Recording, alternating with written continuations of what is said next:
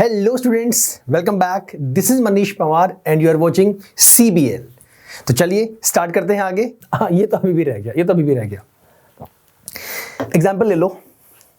इसको भी करता हूं क्लियर। अभी मैंने लिया फॉर एग्जाम्पल कुछ भी ले लो, वैसे तो थोड़ा सा इजी ले लेते हैं। मैं लेके चलता हूं, मान लो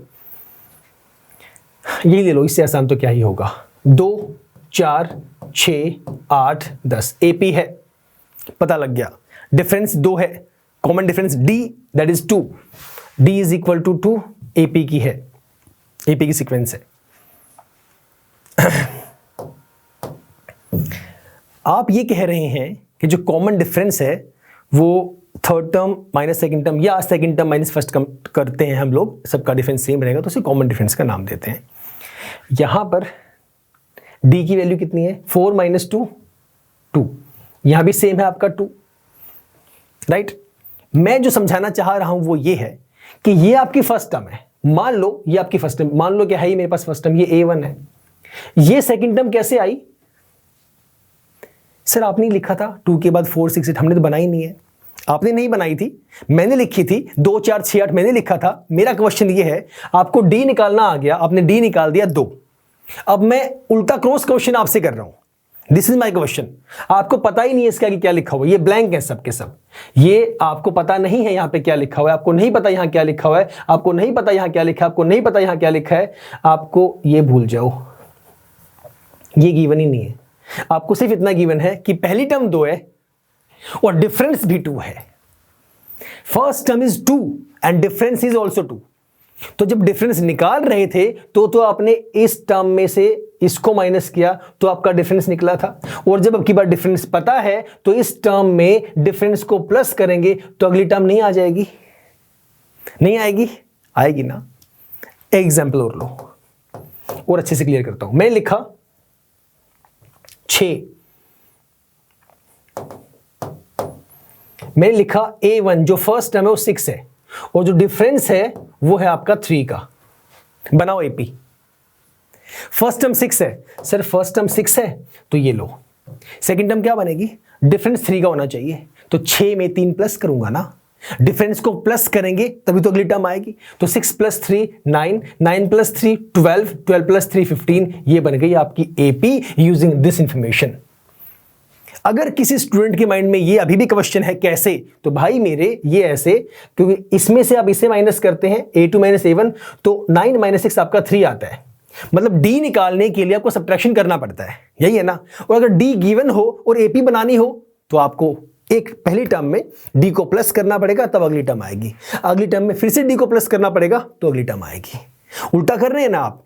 AP जब गिवन थी तो D निकालने के लिए इस टर्म में से इसे माइनस कर रहे थे, इसमें से इसे माइनस कर रहे थे, D निकल रहा था, कॉमन था सारा का सारा। अब की बार AP पूछ लिया आपसे, पहली टर्म गिवन है, D गिवन है, निकाल दो ना, आसान हो तो गया। समझे? इसी के बिहाफ पे ये लिखा गया ऊपर। तो अगर पहली टर्म अगर A है, पहली टर्म A है तो उसमें D को प्लस करना पड़ेगा जो कि कॉमन डिफरेंस है। अगले में वही D फिर से प्लस हो जाएगा, एक D तो पहले हो गया, एक D और फिर से प्लस हो जाएगा, A प्लस 2D। ये बेसिक है। ऐसे क्वेश्चंस, इससे इस कॉन्सेप्ट से जुड़ते हुए क्वेश्चंस बहुत बार एग्जाम में आते हैं, तो इस पॉइंट को समझें। अब आपके माइंड में क्वेश्चन दौड़ रहा है, पता है क्या? बताऊं? A प्लस 2D कहां से आया? पहली टर्म थी A, आपने दूसरी टर्म निकालने के लिए इसमें D प्लस कर दिया। यहां पे था 6, आपने इसमें 6 में 3 प्लस किया तब 9 बना था, ठीक। अगले में इस टर्म में फिर से आपने 3 प्लस किया था। ये टर्म क्या है? ये टर्म 6 प्लस 3 है। इसमें फिर से 3 प्लस किया है तब वो 12 बना था। यहां पे वही तो लिख रहा हूं मैं।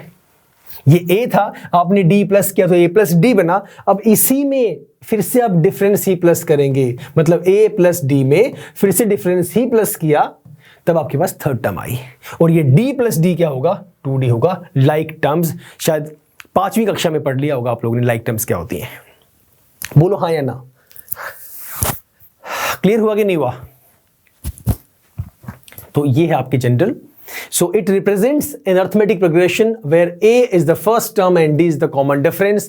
This is called the general form of an AP. याद रहेगी सर? चलें आगे, आ जाओ। नाउ नोट दैट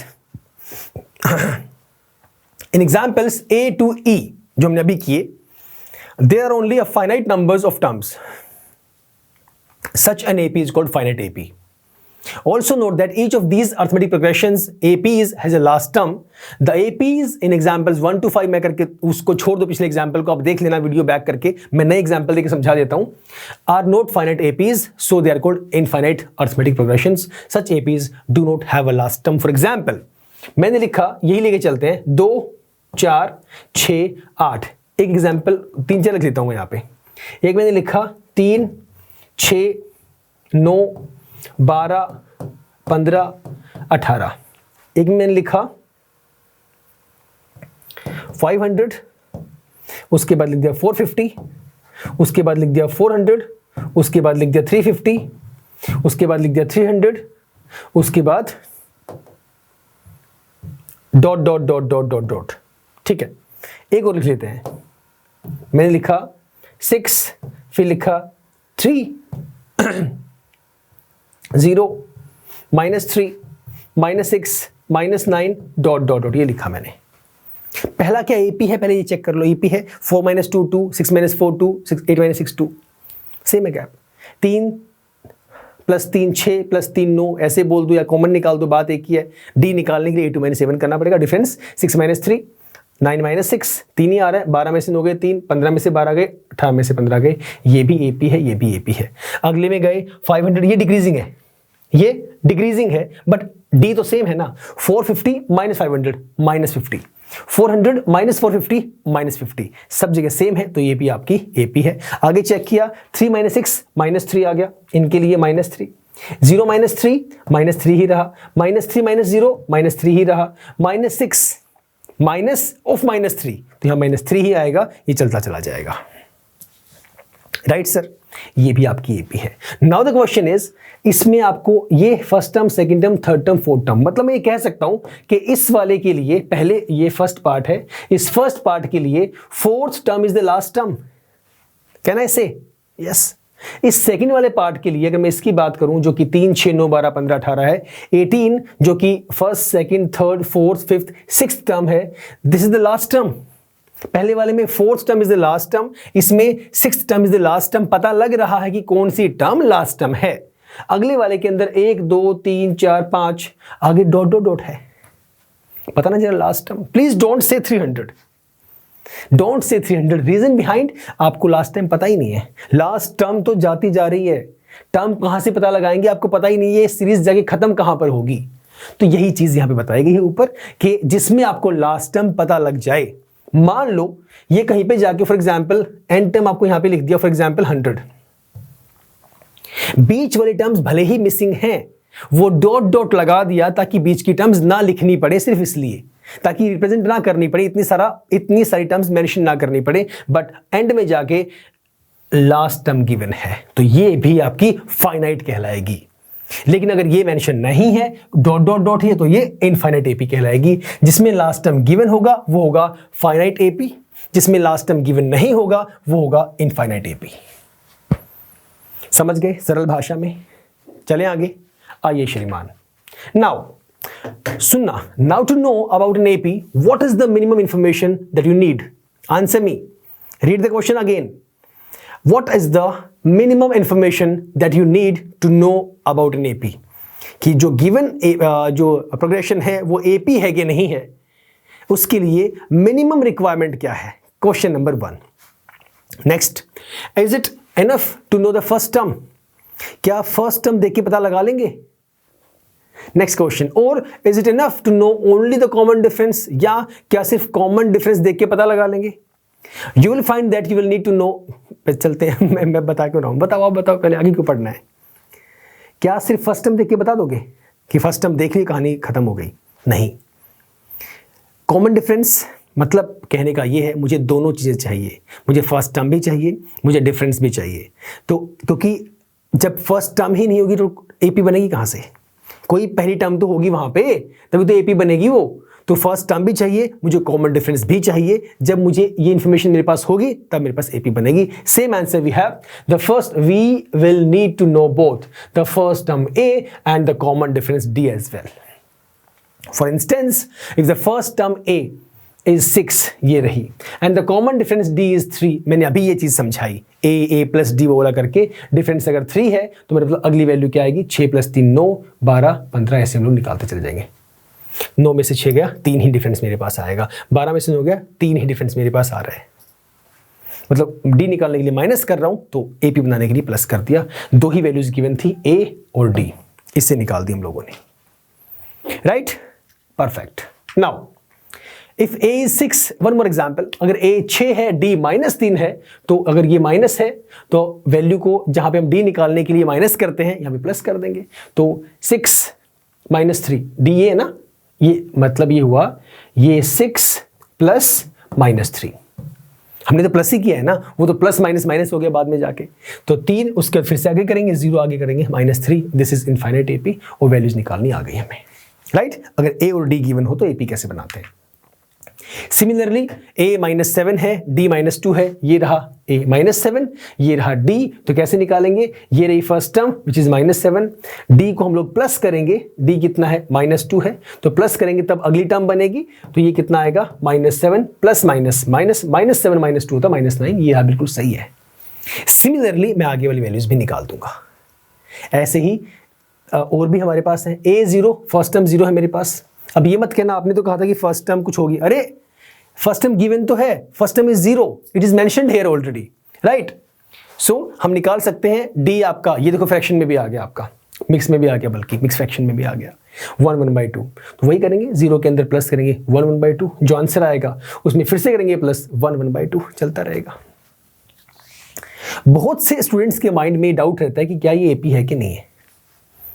2 2 2 2 1 1 1 7 7 7 7 7/2, 7/2, 7/2, √3, √3, क्या ये APs है कि नहीं, APs क्यों नहीं है।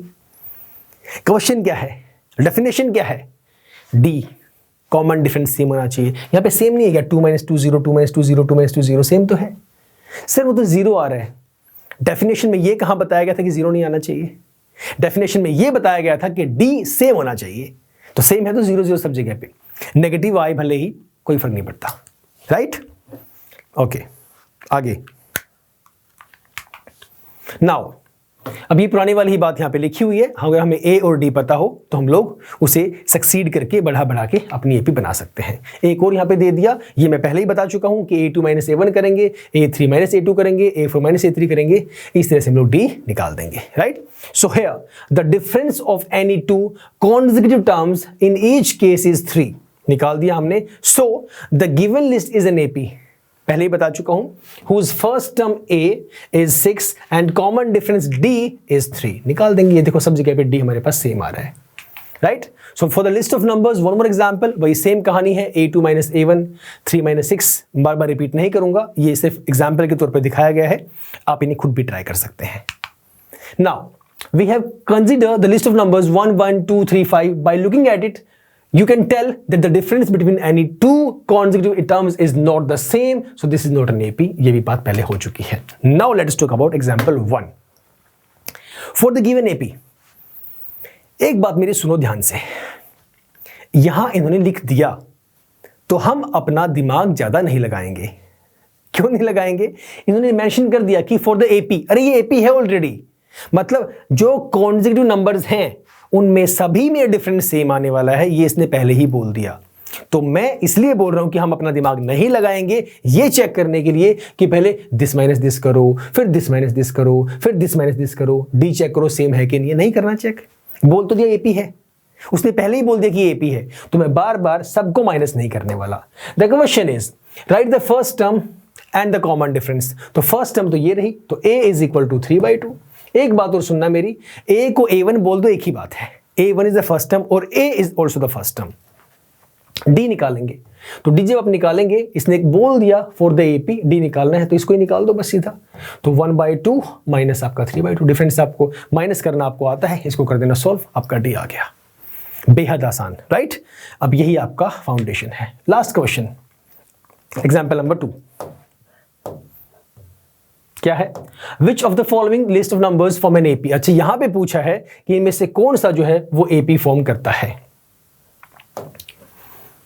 If they form an AP, अगर वो AP फॉर्म करते हैं राइट। नेक्स्ट 2 टर्म्स, तो अगली 2 टर्म भी लिख के बताओ। ठीक है, डिफरेंस चेक करो। 10 में से 4 गया 6, 16 माइनस 10 6, 22 माइनस 16 6। डी कितना आ गया? डी आपका 6 है। सब जगह पे सेम है तो पहले लिख देंगे यस दिस इज एपी। अगली टर्म क्या होगी? अब डी निकाल दिया, अगली टर्म निकालने के लिए डी को प्लस कर दो, अभी पीछे सिखाया था मैंने। तो अगली टर्म क्या आएगी? अब 22 और 6 28, 28 और 6 34। ये हमारे पास आंसर है 28 and 34। This is the answer, right. A भी लिख देना, ए क्या है 4 क्या है? ए 4 है, डी 6 है। Second part 1 -1 -3 -5। ए मुझे पता है, मैं डी निकालता हूं। सेकेंड टर्म -1 माइनस करेंगे फर्स्ट टर्म को, कितना आया? -1 -2। यहां पे चेक करते हैं अगले वाले केस के लिए। डी तो निकालना पड़ेगा, डी चेक करे बिना एपी कैसे बता पाएंगे? अगली टर्म -3 माइनस ऑफ -1 कितना आएगा? -3 माइनस माइनस प्लस 1 1 -3 -2। अभी तक तो सेम चल रहा है, अभी तक दिक्कत नहीं है। अगले में जाते हैं, चेक करते हैं डिफरेंस आपका। -5 माइनस ऑफ -3 तो कितना आ गया? -5 माइनस माइनस प्लस 3, 3 में से 5 किया -2। ये भी आपका सेम है, तो डी आपका सही है, गलत नहीं है। समझ गए? तो yes this is an AP, ये हमारे पास एपी है। अगली 2 टर्म लिख दो। अगली 2 टर्म क्या होंगी? -3 -5 -7 और -9। सिंपल। नेक्स्ट -2 2, ये एपी नहीं है, this is not AP. Check करें 2 -2 कितना आ गया? माइनस माइनस प्लस, ये आ गया 4। अगले 2 में चेक करो, -2 -2 कितना आ गया? -4। इन 2 के लिए अब इन 2 के चेक करना। 2 माइनस ऑफ -2, ये तो फिर से हो जाएगा 4। तो एक बार 4 एक बार -4, 4 -4, तो ये भी है ही नहीं। डी हमारा सेम है ही नहीं, डी हमारा कॉमन है ही नहीं। और अगर डी कॉमन नहीं है तो हमारे पास ये जो सीक्वेंस है एपी की नहीं है। और अगर सीक्वेंस एपी की ही नहीं है तो अगली 2 टर्म कहाँ से लिख देंगे? हमें क्या पता क्या चेंज हो रहा है। और पहली बात तो ये कि यही बोला था एपी हो तो लिख दो, है ही नहीं एपी, लिखें कहाँ से? फोर्थ वन, ये भी एपी नहीं है। डिफरेंस 0 0, यहां पे 1 आ गया, यहां पे फिर से 0 फिर से 0 फिर से 1 आ गया, फिर से 0 फिर से 0। This is not an AP, D same नहीं है। This was the last question.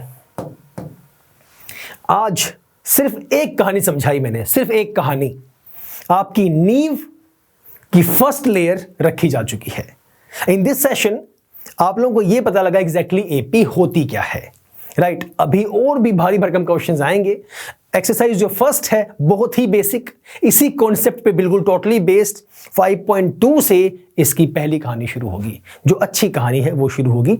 Base यही रहेगा, यही नहीं पता होगा तो 5.2 में कहां से कर दूंगा। इस बेस को जो मैंने समझाया इसके बिहाफ पे एक्सरसाइज करो, ट्राई। एक्सरसाइज मैं भी करवाऊंगा, वो भी देखना, खुद भी ट्राई करना, और फिर हम जाएंगे आगे वाले की थ्योरी के पास। ठीक है सर, फिलहाल इतना ही, मिलेंगे आपसे नेक्स्ट क्लास में। Till the time stay safe, stay happy and keep smiling. Bye bye, all the best.